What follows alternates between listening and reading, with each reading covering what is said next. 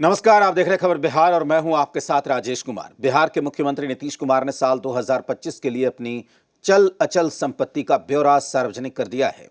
मुख्यमंत्री नीतीश कुमार के साथ ही बिहार कैबिनेट के सभी मंत्रियों ने साल 2025 के आखिरी दिन अपनी संपत्ति का ब्यौरा सार्वजनिक कर दिया।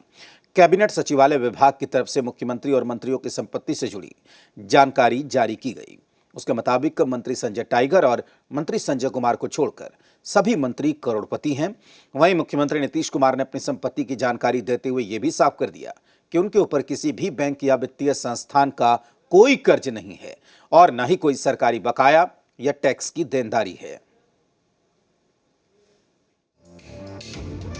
मुख्यमंत्री नीतीश कुमार के साथ ही बिहार कैबिनेट के सभी मंत्रियों ने साल 2025 के आखिरी दिन अपनी संपत्ति का ब्यौरा साझा किया है।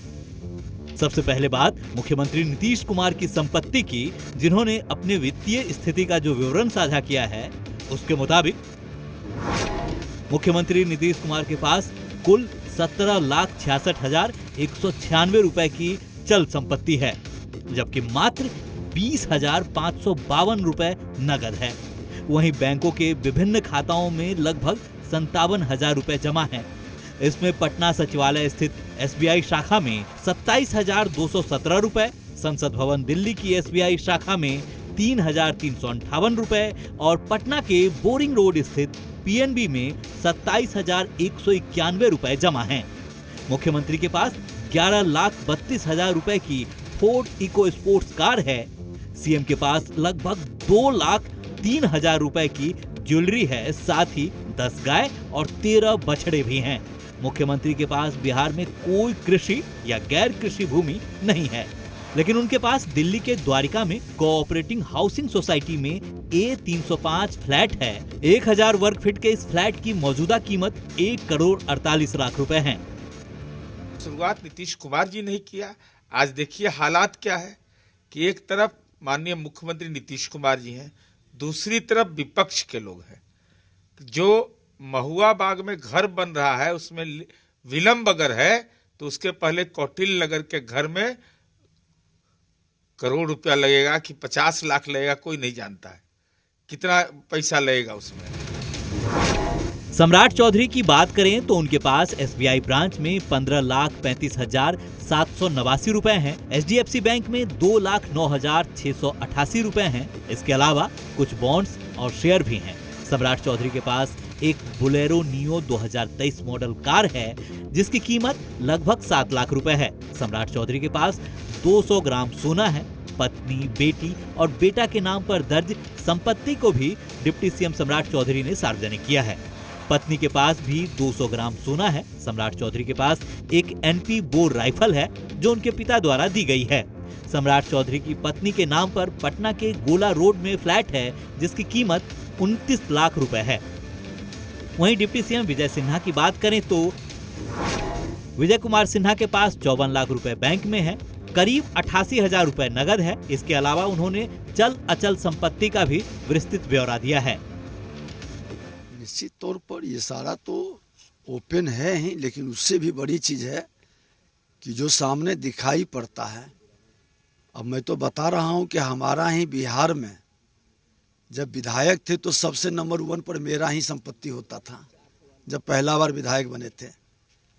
धीरे धीरे मेरा नाम बहुत पीछे आ गया, बहुत लोग आगे निकल गए, लेकिन ये पारदर्शिता से ज्यादा महत्व है कि सच लोग जाने उनके कार्य से, उनके व्यवहार से।